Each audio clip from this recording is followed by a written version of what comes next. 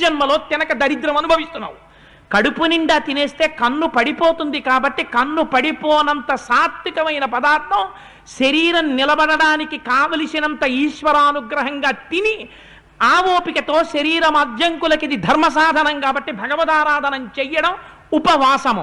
ఉప అంటే సమీపమునందు, వసి అంటే నివసించుట, ఈశ్వరుని గుణముల యందు తాను మునుక వేయుట. అందుకని ఈశ్వరారాధన చేసి ఆ హవిస్సు తాను భుజించి దర్భలతో కూడిన చాప వేసుకుని ఆ చాప మీద సీతమ్మతో కలిసి ఇంద్రియ నిగ్రహవంతుడై భార్యతో కలిసి పూజామందిరంలో దర్భాసనం మీద నిద్రపోయాడు రాముడు. ఇంకొక జాము ఉందనగానే నిద్ర లేచాడు. నిద్ర లేచి అలంకృతం చేసి సంధ్యావందనం చేసి బ్రాహ్మణుల్ని పిలిచి అక్కడంతా కూడా స్వస్తివాచనం చేశాడు. పురమంతా సంతోషం, ఎక్కడ చూసినా ఆనందంతో ఉంది. దీనికి ఉపవాసం